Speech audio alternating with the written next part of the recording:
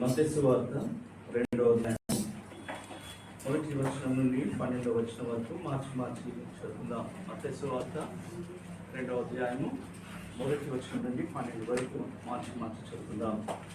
రాజైన హేరోదు దినములందు యూదా దేశపు బెత్లెహేములో యేసు పుట్టినట్టుగా ఇదిగో తూర్పు దేశపు జ్ఞాన దేశానికి వచ్చి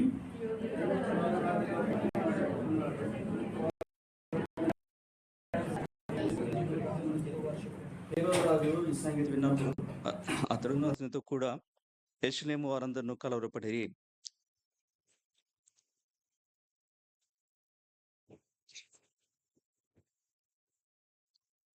అందుకు వారు యూదయ బెత్లెహేములోనే ఏలనగా యూదయ దేశపు బెత్లెహేమా, నీవు యూదా ప్రధానంలో ఎంత మాత్రము అల్పమైన దానవు కావు. ఇశ్రాయేలు నా ప్రజలను పరిపాలించే అధిపతి నీలో నుండి వచ్చునని ప్రవక్త ద్వారా రాయబడి ఉన్నదండ్రి.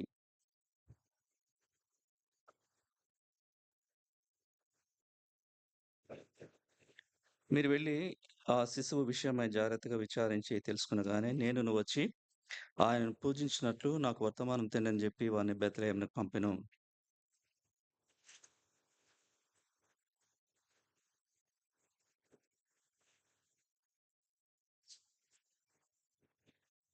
వారు ఆ నక్షత్రం చూచి అత్యానంద భరితులై ఇంట్లోనికి వచ్చి తల్లి అయిన మరియను ఆ శిశువును చూచి సాగిలపడి ఆయన పూజించి తమ పెట్టెలు విప్పి బంగారమును, సాంబ్రాణిని, బోళమును కానుకలుగా ఆయనకు సమర్పించిరి.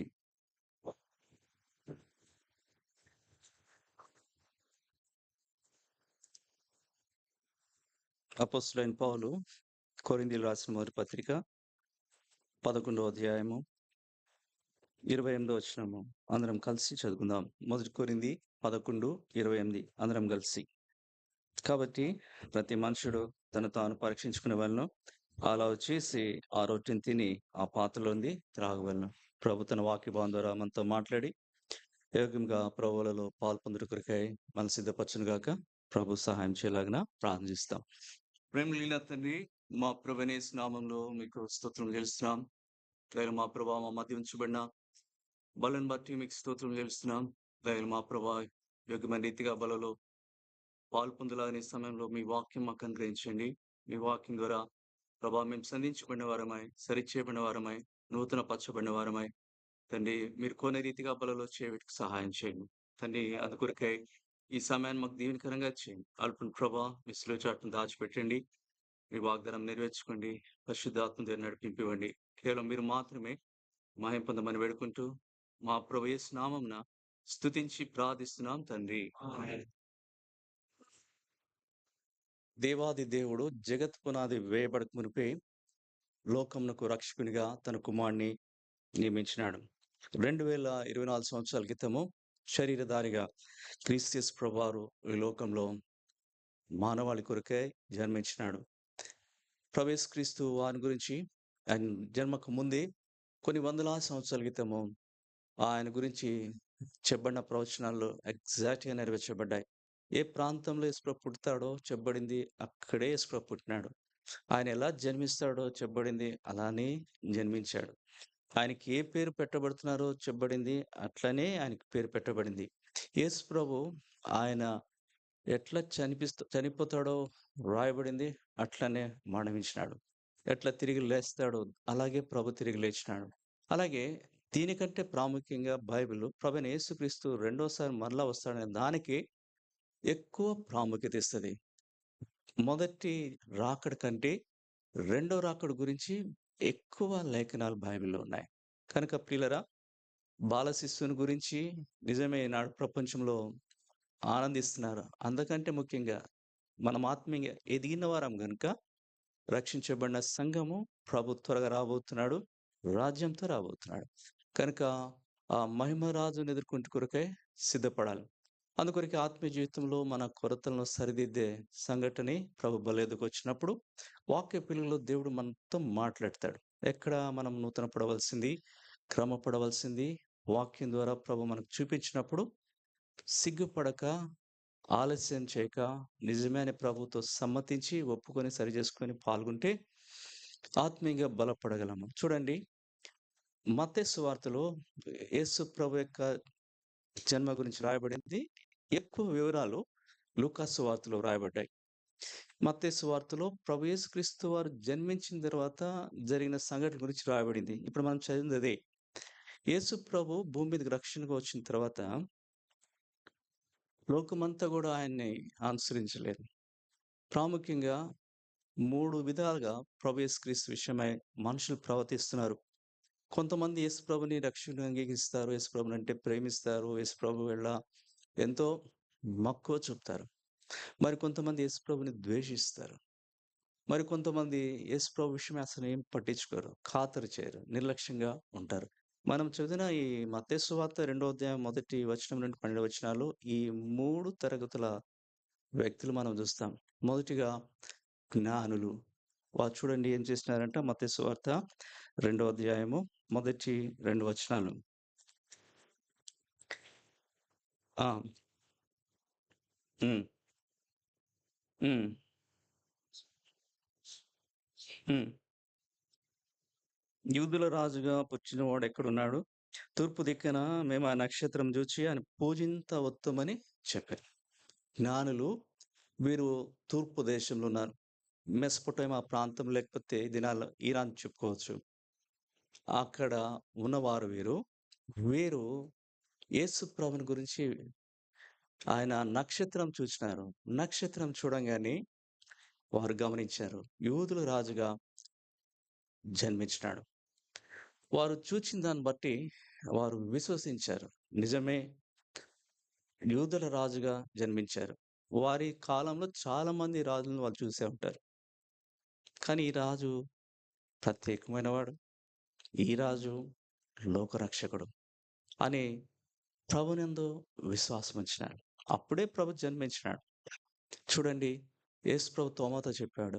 "నువ్వు చూచి నమ్మితివి తోమా, చూడక నమ్మిన వారు ధన్యులు." చూడక నమ్మిన వారు ధన్యులు. ఈ దినాల్లో మనం గూడా ప్రభుని చూడలేదు. సువార్త వినగానే ప్రభుని అంగీకరించి నమ్మినప్పుడు రక్షించబడ్డాం. రక్షించబడిన ధన్యులం మనం. వీరు కూడా నమ్మినారు. నమ్మిన తర్వాత చూచిన తర్వాత వారు అట్లా కూర్చోలేదు. వీరు జ్ఞానులు. ఆస్ట్రోనమర్స్ అంటారు. ఖగోళ శాస్త్రవేత్తలు. వీరికి సమాజంలో గొప్ప పలుకుబడి ఉంటది. రాజుల దగ్గర ప్రాముఖ్యమైన స్థానం ఉంటది. వీరి యొద్దకు అనేక మందికొస్తారు. వీరి సంపాదన గూడా బావుంటది. ఒక విధంగా చాలా ధనవంతులు. ఇలాంటి జ్ఞానులు ఏమనుకున్నారంటే, వారికున్న పలుకుబడిని బట్టి, వాళ్ళకున్న డబ్బును బట్టి, వాళ్ళకున్న ఉద్యోగంను బట్టి, వాళ్ళకున్న సామాజిక స్థాయిని బట్టి, ఆ స్టేటస్‌ని బట్టి తృప్తి పడలేదు. వాళ్ళు ఒక నిర్ణయం చేసుకున్నారు. తప్పనిసరిగా ఈ రాజుగా పుట్టిన వారిని మనం వెళ్దాం, చూద్దాం. ఆయన పాదం మీద పడి, సాగిలపడి ఆయన్ను ఆరాధిద్దాం అనుకున్నాను. ఆ పని చేయాలంటే అంత సులభం గాదు. ఎందుకంటే అక్కడికి, ఇక్కడికి చాలా దూరముంది. ఇంచుమించు 900 మైళ్ళ కంటే ఎక్కువ దూరం అని రాయబడుతుంది. ఆ రోజుల్లో మరి ప్రయాణం అంటే ఇంత సులభం గాదు. చాలా వ్యయ ప్రయాసలకు రావాలి. ఒంటెల మీద వెళ్తారు. గుర్రాల మీద వెళ్తారు. కనుక వీళ్ళు ఎంత దూరమైనా వెళ్ళాలనుకున్నారు. ప్రభుని చూడాలని ఆశపడ్డారు. ప్రభుని ఆరాధించాలని ఆశపడ్డారు. అందుకొరకే దూరమైన అందుకొరకే వాళ్ళు చాలా త్యాగాలు చేయాల్సొచ్చింది. వాళ్ళకున్న పని విడిచిపెట్టాల్సొచ్చింది. వారికున్న సౌకర్యాలు విడిచిపెట్టాల్సొచ్చినాయి. వారికున్న కుటుంబాన్ని విడిచిపెట్టాల్సి ఇంచుమించు 6 నెలలకు పైగా పడుతుందంట ఒకవైపు వెళ్ళడానికి. మరి వెళ్ళి రావాలంటే ఆల్‌మోస్ట్ 1 ఇయర్ పడుతుంది. ఇన్ని నెలలు ఇల్లని కాకుండా, ఉద్యోగమని కాకుండా, తోబుట్టువులని కాకుండా మొత్తం విడిచిపెట్టి బయలుదేరుతున్నారండి. ఎలా బయలుదేరుతున్నారు? ఎండని లేదు, వానని లేదు. ఎంత కష్టము. కానీ వాళ్ళ ఆశ వాళ్ళు అంత ఆసక్తి ఉంది. ప్రభుని చూడాలి మేము. ప్రభుకు కానుకలివ్వాలి. ప్రభుని ఆరాధించాలి. అంటే వీరు సమాజంలో చాలా ఉన్నతమైన స్థానంలో ఉన్నారు. జ్ఞానులు వీరు. ఇలాంటి జ్ఞానులకు యేసు ప్రభు ఎక్కడున్నాడు? ఉన్నతుడుగా ఉన్నాడు. ఆయన ఎంతో ఉన్నతమైన స్థానం ఇచ్చాడు. ఆ ప్రభుని మేము చూడాల. ఆ ప్రభు పాదం మీదకి పోవాలి. సాగిలపడి ఆరాధించాలని వారెళ్లారు. వారు ప్రాణమే వెళ్తున్నారు. మజిలీలుగా వెళ్తారేమో. ఒక ప్రాంతం వెళ్ళిన తర్వాత ఒక చోట ఆగుతారు. అట్లా ఆగుకుంటూ వెళ్తా ఉంటారు. ఇన్ని నెలల ప్రయాణం.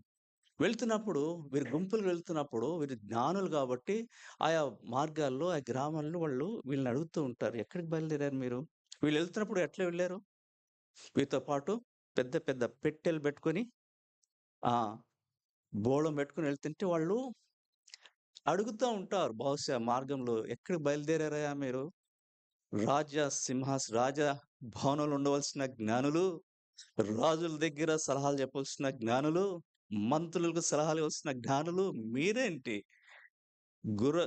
ఈ ఒంటెల మీద బయలుదేరారు. ఎక్కడికెళ్తున్నారు?" వాళ్ళు ఇదే చెప్పుంటారు. "యూదుల రాజుగా పుట్టినవాడు, ఆయన మేము పూజింప, యూదుల రాజుగా పుట్టినాడు, యూదుల రాజు జన్మించాడు, ఆయన ఆరాధనీయుడు, ఆయన కీర్తనీయుడు, ఆయన కొరకే మేమెళ్తున్నాం." అంటే ఏమెళ్లారు? వాళ్ళు వెళ్తూ ప్రభు యేసుక్రీస్తును ప్రచురించుకుంటూ, ప్రకటించుకుంటూ వెళ్తున్నారు. దేవుని వాక్యం అంటుంది, "సువార్త ప్రకటించుచు రక్షణ సమాచారము ప్రచురించు వాని పాదములు పర్వతముల మీద ఎంతో సుందరములైనవి." సుందరమైన పాదములే వాళ్ళు వెళ్తున్నారు. వీళ్ళు వెళ్తున్నప్పుడు ఖాళీగా వెళ్ళలేదు. ఏం తీసుకెళ్లారు వీళ్ళతో? ప్రభు యొద్దకు కానుకలు తీసుకెళ్లారు. ఎలాంటి కానుకలు తీసుకెళ్లారు? సాధారణంగా మనం ఎవరైనా దర్శించడానికెళ్ళినప్పుడు సందర్భాన్ని బట్టి అక్కడ ఏమైనా మనం ఇవ్వటానికి తీసుకెళ్తాం. వీరు వీరు ఎవరిని కలవటానికెళ్తున్నారు? రాజుని కలవటానికెళ్తున్నారు. రాజును కలవటానికెళ్తున్నప్పుడు రాజుకు తగినట్టే కానుకలు తీసుకెళ్తున్నారు. ఒక రాజు మరొక రాజుని కలవాలంటే ఏం తీసుకెళ్తాడు ప్రాముఖ్యంగా? రాజైన సొలొమోనును షేబ దేశపు రాణి కలవాలని అనుకుంది. కనుక రాజైన సొలొమోను చాలా గొప్ప రాజు. అలాంటి గొప్ప రాజును కలవటానికి వెళ్ళిన రాణి రాజుకు తగినట్టు ఏం తీసుకెళ్ళింది? చదవండి. మొదటి రాజులు 10వ అధ్యాయము. ఎన్ని మణుగులు? ఎన్ని మణుగులు? చెప్పండి. చూడండి 10వ వచనం చదవండి. మొదటి రాజులు 2వ అధ్యాయము 10వ అధ్యాయము 2వ వచనం చదవండి. ఆ! హ్మ్. హ్మ్. హ్మ్. హ్మ్. ఆ! ఎంత బంగారమో అది రాజుకు తగినట్టుగా తీసుకెళ్తుందనమాట. ఎంత బంగారం తీసుకెళ్ళిందండి ఆవిడ? చదవండి. 10వ వచనం చదవండి ఇప్పుడు. ఆ! ఆ! హ్మ్. ఎన్ని వందల మణుగులు? మణుగులు అనగానే మీకు ఎవరు గుర్తొస్తున్నారు? ఎలీషాని కలవటానికి నయమాను సిరియా దేశం నుండి వెళ్ళేటప్పుడు ఏం తీసుకువెళ్ళాడు? మణుగులు. ఎన్ని మణుగులు? బ్రదర్ ఎన్ని మణుగులు? 20 మణుగులు. ఏం తీసుకెళ్ళాడు?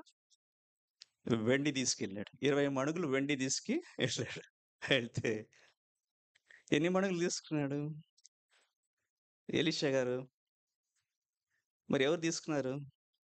ఎన్ని మణుగులు అడిగాడు? అబద్ధం చెప్పాడు గదా! ఇద్దరు మనుషులొచ్చారు యవనస్తులు. ఆ! మా గురువుగారు ఈ 2 మణుగుల వెండి తీసుకురమ్మన్నాడు. దానికి నయమాన్ ఏం చేశాడు? రెట్టింపు తీసుకో. 4 మణుగులు వెండి. మణ్ మణుగంటే ఎన్ని కిలోలు? ఆ రోజుల్లో అక్కడ లెక్క ప్రకారం మణుగంటే 30 కేజీలనమాట. ఇక్కడ 20 మణుగులు గాదు, 2 మణుగులు గాదు, 4 మణుగులు గాదు, వెండి గాదు. ఏంటి 240 మణుగుల బంగారం. అంటే ఒక్క మణుగుకు 30 కేజీలైతే 240 మణుగులకు ఎన్ని కేజీలవుతాయి? 240 ఇంటూ 30 బ్రదర్ ఎగ్జాక్ట్‌లీ 7,200 కేజీలు. ఈ బంగారు షాప్‌కెళ్ళిన తర్వాత సాధారణంగా ఏమంటారు? "కేజీ బంగారం ఎంతండి" అని అడుగుతామా? అడిగితే పైనుంచి కింద చూస్తాడు. అంతే కేజీ బంగారం కొంటావా? ఎంత చెప్తారు బంగారం అంటే? గ్రాము. ఎన్ని గ్రాములు ఒక కేజీ? 1000 గ్రాములు. ఈనాడు బంగారం రేట్ ఎంతుంది? గ్రామ్ ఎంత? ఆ! 7,000 అనుకోండి. ఆ! కేజీ అంటే ఎంత? 7,200 కేజీలైతే ఎంత పడింది మీకు? ఆ! బ్రదర్ 5,040,00,00,000 పైన. ఈవిడ రాజును గెలవటానికి 240 మణుగుల బంగారంతో వెళ్ళింది. వెళ్తే రాజు కూడా స్వీకరించి ఈమెను పంపేటప్పుడు సామాన్యంగా పంపల. ఎట్లా పంపినాడంటే మొదటి రాజులు 10వ అధ్యాయము 13వ వచనం. మొదటి రాజులు 10వ అధ్యాయము 13వ వచనం. సొలొమోను తన ప్రభావమునకు తగినట్టు షేబా దేశపు రాణికి ఇచ్చింది. ఎట్లా ఇచ్చాడు? తన ప్రభావమునకు ఆమె ఇచ్చిన దానికంటే బహుశా ఇంకా అధికంగానే ఇచ్చుంటాడు. కాబట్టి సందర్భం ఏమంటే, ఈ జ్ఞానం వెళ్ళేటప్పుడు ఖాళీ చేతులతో వెళ్ళలేదు ప్రభు దగ్గరికి. వీరు కూడా బంగారం తీసుకెళ్లారు. బహుశా చాలా ఎక్కువగానే తీసుకెళ్ళి ఉంటారు. ఎందుకంటే యేసు ప్రభు అంటే వారికి అక్కడ పెట్టినారు ఆయన్ని. అంత ఉన్నతుడు ప్రభు వారి దృష్టిలో. బాలుడైనా, శిశువైనా కూడా. అందరికి శ్రేష్టమైంది. వారికి పిచ్చ డబ్బులు ఉంటాయి. కాబట్టి పెద్ద పెద్ద పెట్టెలతో బహుశా వాళ్ళు వెళ్ళి ఉంటారు. బంగారంతో అన్ని నెలలు ఒంటెల మీద ప్రయాణం అంటే ప్రమాదకరం. దొంగలుంటారు. పట్టించుకోలేదు. దూరమైనా పట్టించుకోలేదు. ఎండైనా, వానైనా పట్టించుకోలేదు. కుటుంబానికి దూరం అవుతుంది. పట్టించుకోలేదు. ఉద్యోగము దూరము ఏం పట్టించుకోలేదు. వారి తపనంతా కొట్టే యోధుల రాజుగా పుట్టిన వాడెక్కడున్నాడు? మేము ఆయన చూడాలి. ఆయన్ని పూజించాలి. ఆయన పూజించడానికి మేము వెళ్తున్నాం అని చెప్పి వాళ్ళు నక్షత్రం చూస్తూ వెళ్ళారు. మధ్యలో ఒక చిన్న పొరపాటు జరిగింది. వాళ్ళు ఎక్కడికి వెళ్ళారు? హేరోదు రాజభవనం దగ్గరకు వెళ్ళాడు. ఎందుకు వెళ్ళారు? వాళ్ళు ఏమనుకుంటే సాధారణంగా రాజు ఎక్కడ పుడతాడు? రాజభవనంలోనే పుడతాడు. కానీ రాజు ఎక్కడ పుట్టాడు? పాకలో ఎక్కడ ఏ ప్రాంతంలో? యోదయ దేశపు బెత్లెహేమ. మీకా గ్రంథం 5వ అధ్యాయం 2వ వచనంలో చూస్తే చదవండి. అది ఎలాంటి గ్రామం అండి? యూదయ దేశపు బెత్లెహేము. ఆ! ఆ! ఆ! ఆ! ఎలాంటి గ్రామం అది? స్వల్ప గ్రామం. అంటే స్వల్ప గ్రామం మన భాషలో చెప్పాలంటే అది కుగ్రామం. అంటే దాదాపు ఒక 1000 మంది కూడా ఉంటారో లేదో. చాలా అల్పులు. పెద్ద ఏమి ఫెసిలిటీస్ ఉండవు. అలాంటి కుగ్రామంలో జగద్రక్షకుడు జన్మించాడు. వీళ్ళనుకున్నారు రాజు రాజభవనంలో ప్యాలెస్‌లో ఉంటాడని ప్యాలెస్ దగ్గరికెళ్లారు. అక్కడే కొంచెం మిస్టేక్ అయ్యారు. మిగతా ఈవెన్ గొర్రెల కాపర్లు కూడా వాళ్ళు ఎగ్జాక్ట్ లొకేషన్‌కి వెళ్ళగలిగారు గానీ, ఇక్కడ వీళ్ళు కొంచెము తప్పిపోయినారు. అయితే ప్రభువు ఆయన కనికరించాడనుకోండి. యూదుల రాజుగా పుట్టినవాడు. సహోదరుడా, సహోదరి, ప్రభు తను తాను ఎంత రీతిగా చేసుకున్నాడో తెలుసు. ఆయన గాని రాజభవనంలో పుడితే స్వల్ప గ్రామస్తులకు అందుబాటులో ఉంటాడా? నిన్ను రక్షింపదలచి ఆయన మనుషుల పోలిక పుట్టి దాసు స్వరూపంగా ధరించుకొని తను తానే ఆయన రిక్తునిగా చేసుకున్నాడు. కాబట్టి అక్కడ తర్వాత మరలా తిరిగి నక్షత్రము నడిపించింది. వారు వెళ్ళారు. యేసు ప్రభువుని చూడగలిగారు. యేసు ప్రభువుని చూచిన వెంటనే వాళ్ళు ఏం చేసినారు చూడండి. అందరం కలిసి చదువుకుందామా? మత్తయి సువార్త 2వ అధ్యాయము 10వ వచనము. అందరం కలిసి చదువుకుందాం. వారు ఆ నక్షత్రం చూచి అత్యానంద భరితులై ఇంట్లోనికి వచ్చి తల్లి అయిన మరియను ఆ శిశువుని చూచి సాగిలపడి ఆయన పూజించి తమ పెట్టెలు విప్పి బంగారమును, సాంబ్రాణిని, బోళమును కానుకలుగా ఆయనకు చూసారా? అక్కడ ఇంట్లో రాగానే ఎవరు కనపడ్డారు? మరియ కనపడింది. శిశువైన యేసుప్రభు గారు. వారు ఎవరిని పూజించారు? ఈనాడు కొంతమంది ఎవరిని పూజిస్తున్నారు? డాక్టరా? మాకు కావాల్సింది డాక్టర్ వాళ్ళ అమ్మగారా? డాక్టరే కావాలా? డాక్టర్ అమ్మగారు గౌరవించవచ్చు. అమ్మ ఆమెకి థ్యాంక్స్ చెప్పొచ్చు. కానీ రిక్వైర్డ్ ఎవరు? డాక్టరే. రక్షడే కావాలా. వీళ్ళు చాలా అక్కడ తల్లి అయినా ఆమె ప్రైజ్ లార్డ్ చెప్తున్నారేమో. కానీ పూజించింది మాత్రం యేసు ప్రభుని. విలువైన కానుకలతో.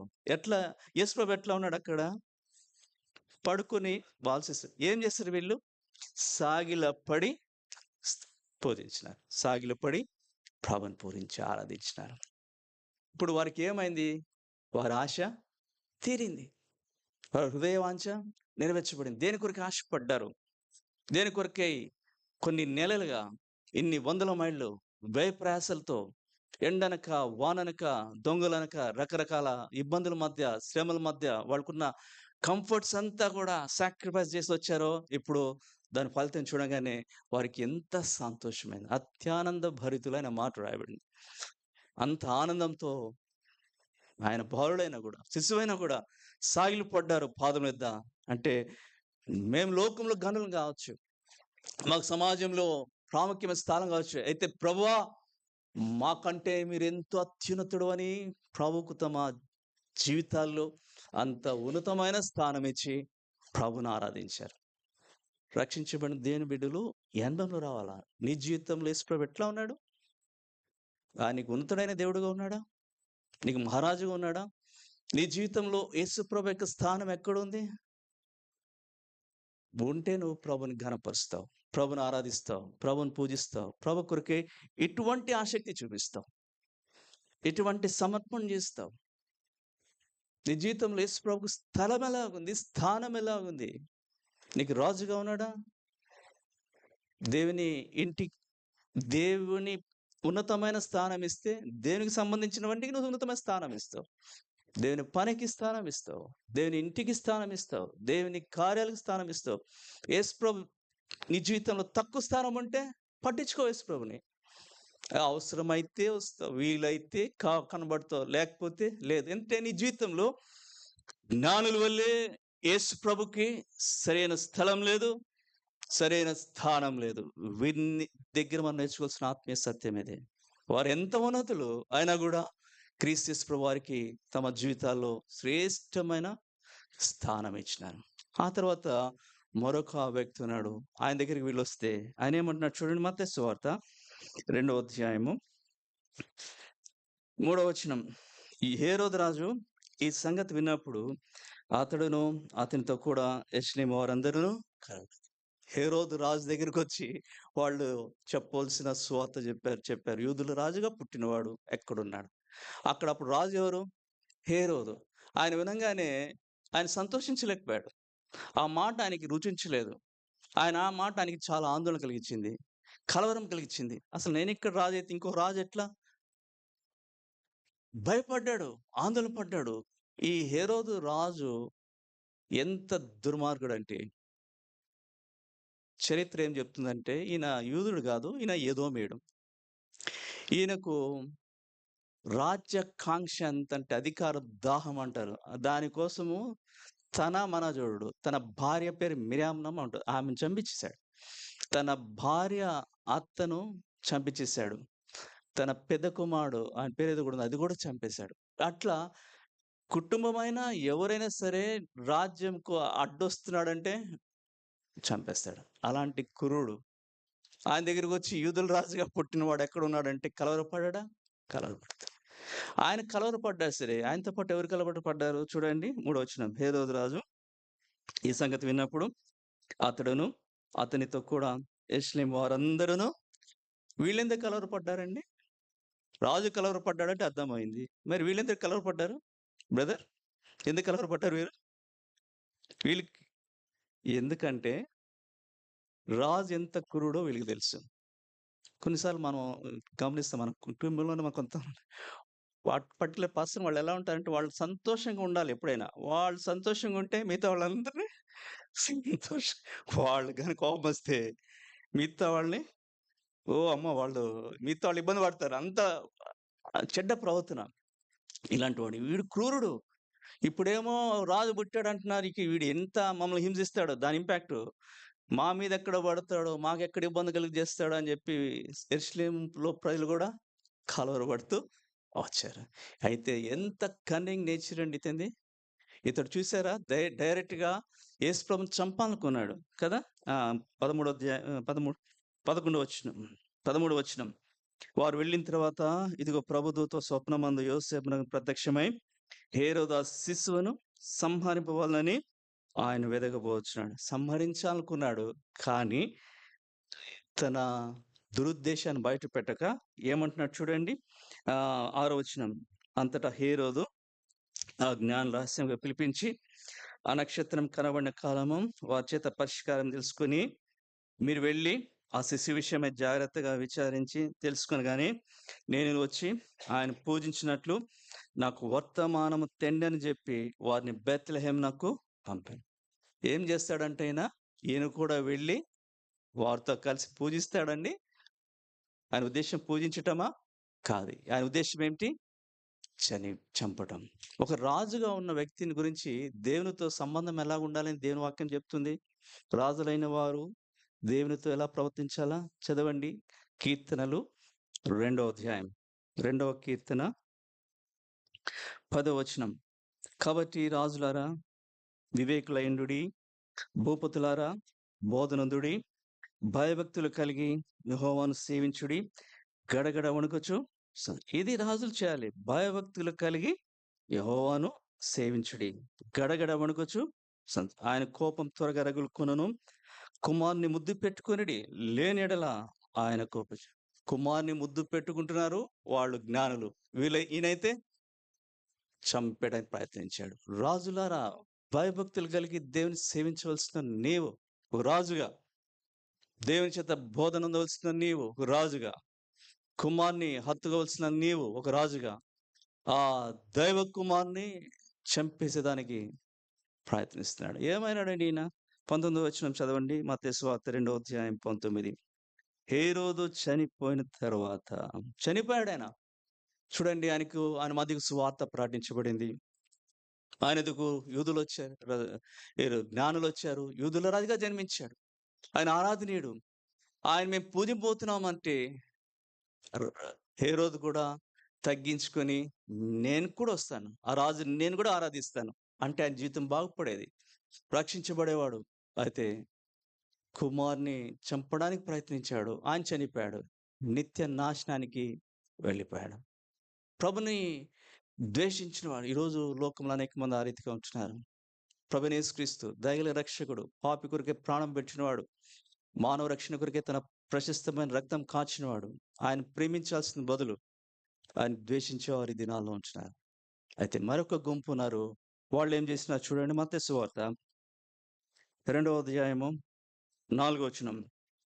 కాబట్టి రాజు ప్రధాన యాజకులను ప్రజల నుండి శాస్త్రులను అందరిని సమకూర్చి క్రీస్తు ఎక్కడ పుట్టినని వారిని అడిగాను. అందుకు వారు, యోదయ బెత్లెహేంలోనే, ఏలనగా యూదా దేశపు బెత్లెహేమా, నీవు యూదా ప్రధానులో ఎంత మాత్రమును అల్పమైన దానవు కావు. ఇశ్రాయేలును నా ప్రజలను పరిపాలించే అధిపతి నీలో నుండి వచ్చునని ప్రవక్త ద్వారా వ్రాయబడి ఉన్నదనిది. ఎప్పుడైతే రాజైన హెరోదుకు విషయం తెలిసిందో వెంటనే ఆయన ఏం చేశాడు? అక్కడున్న ప్రధాన యాజకులను శాస్త్రులను పిలిపించి, ఏంటి వీళ్ళు ఇలా చెబుతున్నారు? అసలు యూదుల రాజు అంట పుట్టాడంటే ఎక్కడ పుడతాడు అంటే, ఆ శాస్త్రులు వెంటనే వారికున్న పరిజ్ఞానాన్ని బట్టి, వారు చదివిన దాన్ని బట్టి యూదా దేశపు బెత్లెహేంలోనే పుట్టారు అని చెప్పారు. అంటే వీళ్ళకి తెలుసు కదా, వీళ్ళు పాత నిబంధనలో ప్రవీణులు, ఈ శాస్త్రులు, ప్రవచనాలన్నీ ఎరిగిన వారు ఈ శాస్త్రులు. వారు రాజుతో చెప్తున్నారు, అవునండి వీరు చెప్పింది నిజమే, యూదుల రాజుగా ఆయన యూదయ దేశ బెత్లెహేంలోనే పుట్టారు అని ఎరిగిన వారు చెప్పారు. అయితే ఇప్పుడు వీరేం చేయాలా? ఎరిగిన వారు, చెప్పిన వారు ఏం చేయాలా? వారితో కలిసి యేసుప్రభు యొద్దకు వెళ్ళాలి. యెరూషలేము నుండి యూదయ దేశ బెత్లెహేమ ఎంత దూరం ఉంటది? ఇంచుమించు 6 మైళ్ళు. దగ్గరే కదా. 6 మైళ్ళు. వాళ్ళు కొన్ని వందలాది మైళ్ళ నుంచి వచ్చారు. పక్కనే 6 మైళ్ళ దగ్గరికి వీళ్ళు వెళ్ళొచ్చు. గొర్రె కాపరులు ఏం చేశారండి? యేసుప్రభు గురించి వినంగానే వాళ్ళు ఆగిపోలా. ఆ మందలు ఏం చేస్తుందో తెలియదు కానీ వాళ్ళు మాత్రం ఒక పని చేశారు. చదవండి లూకాసు సువార్త 2వ అధ్యాయము 15వ వచనం. లూకాసు సువార్త 2:15. హ్మ్. హ్మ్. హ్మ్. హ్మ్. హ్మ్. హ్మ్. హ్మ్. హ్మ్. హ్మ్. ఆ! త్వరగా వెళ్ళిపోయారు. ఎప్పుడైతే ఇంకా ఆలస్యం చేయలేదు. త్వరగా వెళ్ళి ప్రభు యేసుక్రీస్తుని రక్షకునిగా జన్మించిన ప్రభుని వారు చూడగలిగినారు. కాబట్టి ఇప్పుడు ఈ శాస్త్రులు చేస్తున్న తప్పేంటంటే, వారికి తెలుసు, వారు ఎరిగిన వారే, పక్కనే ఉంది. అయితే వారు అసలు ఏమాత్రం యేసుప్రభుని పట్టించుకోలేదు. యేసుప్రభుని చూడాలని ఇష్టపడలేదు. యేసుప్రభుని పూజించాలని ఆశ. యేసుప్రభు అంటే వాడికెవరో? యేసుప్రభుని గురించిన వివరాలు తెలుసు, సత్యం తెలుసు, సంఘటన తెలుసు. దాని కొరకు వచ్చిన వారు కూడా సామాన్యులు కాదు. వారికంటే ఘనులైన జ్ఞానులు వచ్చారు. కానుకలతో వచ్చారు. ఎంతో దూర ప్రాంతం వచ్చారు. అయ్యో! మీరంత దూరం నుంచి వచ్చారా? మా పక్కనే బోర్డర్స్‌లోనే, ఔట్‌స్కర్ట్స్‌లోనే ఇదుంది. మేము కూడా వస్తాం పదండి అని జ్ఞానులతో కలిసి వీరు గూడా ఎళ్తే ఎంత బాగుండు. వీళ్ళు వెళ్ళలేదు. వీళ్ళు ఇష్టపడలేదు. వారు అంత ఆసక్తి చూపలేదు. చూసారా? సహోదరుడా, సహోదరి, యేసు ప్రభువు విషయమై ముగ్గురు 3 విధాలుగా స్పందిస్తున్నారు. జ్ఞానులైతే ఎంతో ఆసక్తి చూపించి ప్రభు కొరకే వ్యయప్రయాసలతో వచ్చి ప్రభుని ఆరాధించారు. హేరోదైతే కఠినాత్ముడై యేసు ప్రభుని చంపాలని ప్రయత్నించి చచ్చిపోయాడు. ఈ శాస్త్రులు వీరి దగ్గరున్నా కూడా ప్రభు యేసు గురించి ఏ మాత్రము ఇష్టపడలేదు. వెళ్ళాలనిపించలేదు. వారికి అసలు యేసు ప్రభు ఎవరో అంతే. ఈ మూడిట్లో నువ్వు ఎట్లా ఉన్నావు? ఏ గుంపుకు చెందిన వ్యక్తిగా ఉన్నావు? యేసు ప్రభుని ప్రేమించేవానిగా ఉన్నావా? యేసు ప్రభుని ఆరాధించేవానిగా ఉన్నావా? లేకపోతే శాస్త్రుల వలె పట్టనట్టున్నావా? అంత ప్రాముఖ్యత నీ జీవితంలో యేసు ప్రభువుకు లేదా? ఈనాడు నువ్వు జీవించున్నావంటే 2024 సంవత్సరం చివరి మాసము 15వ తారీఖు నువ్వు భూమి మీద బ్రతికున్నావంటే ఆయన నీ ఎడల చూపిన కృపే గదా! నీకంటే ఎంతమంది బలవంతులు వెళ్ళిపోయారు ఈ సంవత్సరంలో. నీకంటే ఎంతమంది ఆరోగ్యవంతులు లోకాన్ని విడిచిపెట్టి వెళ్ళిపోయారు. ఎన్ని యాక్సిడెంట్స్‌లో నీకంటే ఎంతమంది చిన్నవారు చనిపోయారు. ఇన్ స్పైట్ ఆఫ్ దట్ నువ్వు సజీవుడుగా ఉన్నావంటే సహోదరుడా, సహోదరి, ప్రభు నీడలో చూపిస్తున్న వాత్సల్యత. అందుకని ఆ పాట నాకు గుర్తొచ్చింది. నూతనముగా దినదినము నిలుచు నీదు వాత్సల్యత. ఏ రోజుకి ఆ రోజు వాత్సల్యతే. ఓ రోజు పొద్దున లేవగానే ప్రభా మీకు స్తోత్రాలు. మరొక నూతన దినం నా జీవితంలో ఇచ్చినావు. ఈ ఉదయానికి ఎంతో మంది చనిపోయి ఉంటారు. సజీవంగా ఉంచినావు. దినదినం నూతనమైన రీతిగా దేవుడి నీ జీవితంలో వాత్సల్యత చూపిస్తే నువ్వు శాస్త్రంలో ఎంతకాలం ఉంటావు? యేసు ప్రభుకి స్థానం ఇవ్వవా? యేసు ప్రభు నీ జీవితంలో ప్రాముఖ్యత ఇవ్వవా? యేసు ప్రభు దగ్గర రావా? యేసు ప్రభును ప్రేమించవా? యేసు ప్రభును పూజించవా? యేసు ప్రభు నీ జీవితంలో అత్యున్నతమైన ఘనత ఇవ్వవా? ఎంతకాలం ఆ రీతిగా ఉంటావు? అయితే వీళ్ళు ప్రేమతో ప్రభు దగ్గరికి వచ్చినారు. ప్రభు సాగిలి పడినారు. ప్రభుని ఆరాధించినారు. వారిని ప్రభు ప్రేమించిన వాడై వారికి 3 శ్రేష్టమైన దీవెనలు వారికి ఇచ్చాడు. మొదటిది, ప్రభు వారిని నడిపించాడు. ఎలా నడిపించాడు? నక్షత్రం ద్వారా నడిపించాడు. కొన్ని సందర్భాల్లో పొరపాట్లు జరిగినాయి. వారు దారి తప్పి వెళ్ళిపోయారు. రాజభవనం దగ్గరికి వెళ్ళారు. అయినా కూడా ప్రభువాన్ని విడిచిపెట్టల. వారి కొరికి ఆ నక్షత్రం ఏం చేస్తుంది ఇంకా స్టిల్ అక్కడ రండి రండి ఇప్పుడు చూపిస్తానని చెప్పి ఆత్మీయ జీవితంలో కొన్నిసార్లు పొరపాట్లు జరగవచ్చు.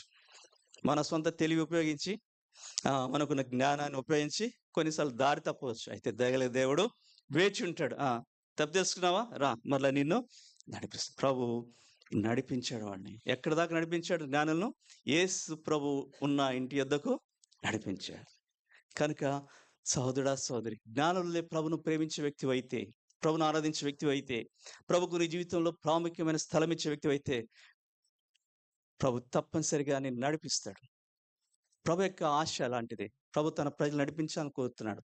ఎందుకంటే రక్షణ పొందక మునుపు సరైన మార్గంలో మనం లేం.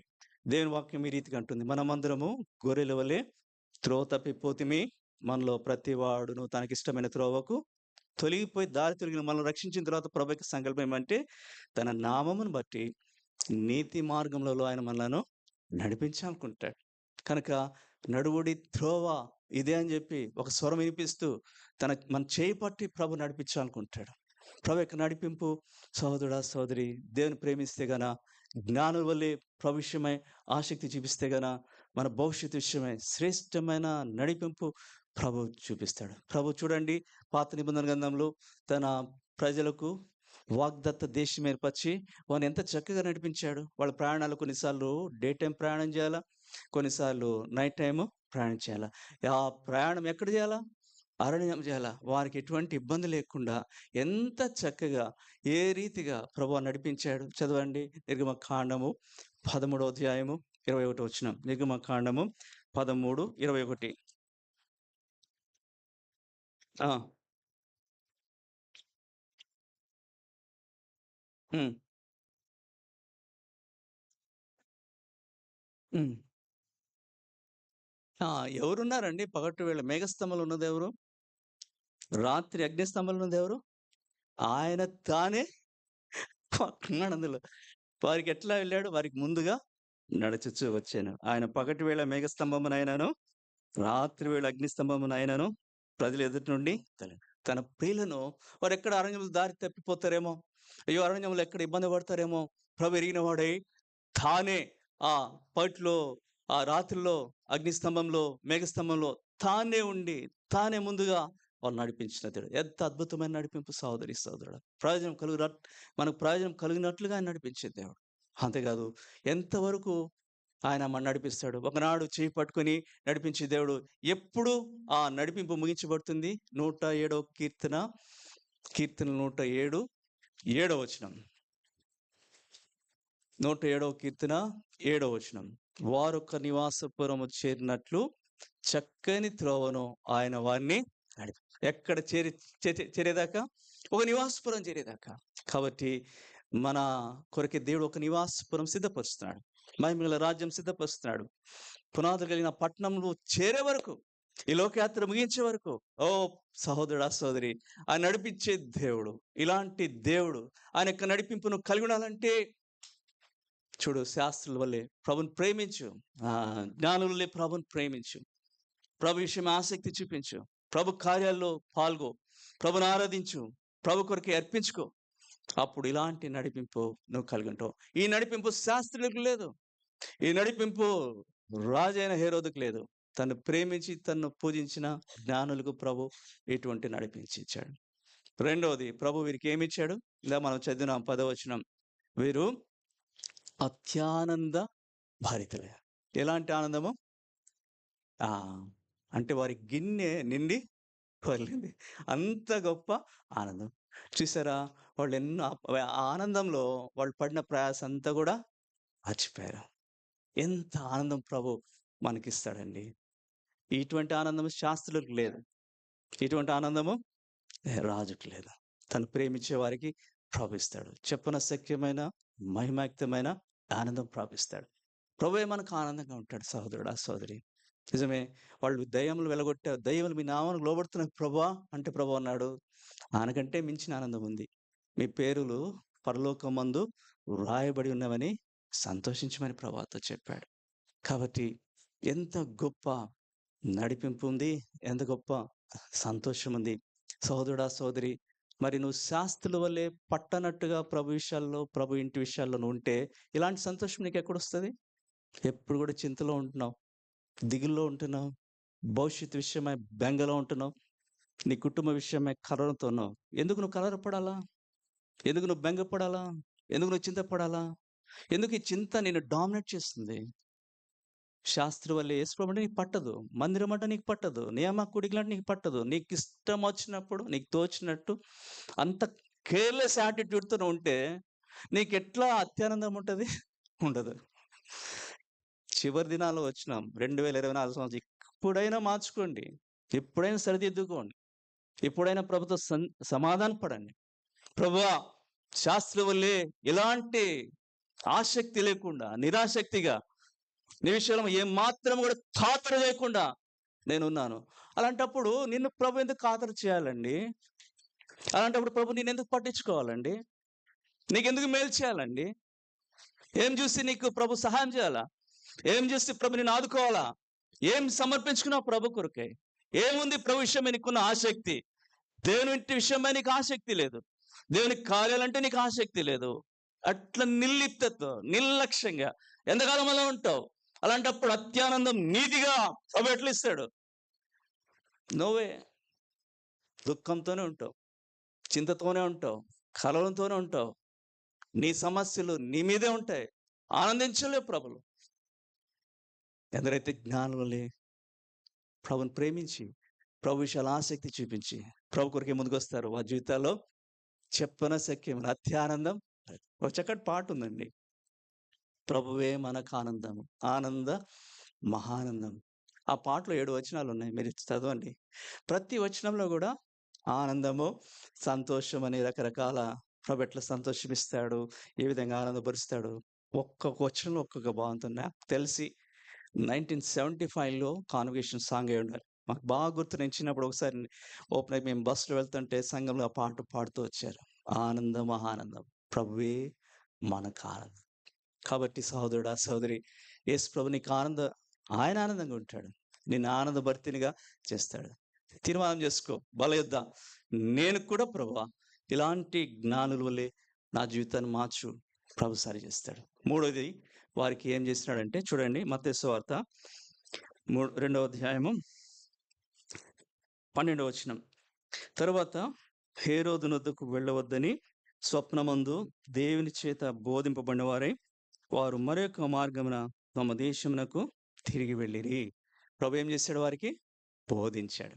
వీరు అమాయకులకు తెలియదు. హేరోదు యొక్క కపటాన్ని వారు అర్థం చేసుకోలేకపోయారు. నేను కూడా వచ్చి పూజిస్తానంటే భ్రమపడ్డారు నిజమే అనుకొని. ఇప్పుడు తిరిగి వారు వెళ్ళిపోతున్నప్పుడు బస్సు వెళ్ళి హేరోదు చెప్పాలనుకున్నారేమో, మేము చూసాము, పూజించాము, యేసు ప్రభులో మాకు ఎంత ఆనందమైంది అని హేరోదు చెప్పడానికి వెళ్తే ప్రభు వెంటనే ఏం చేశాడు?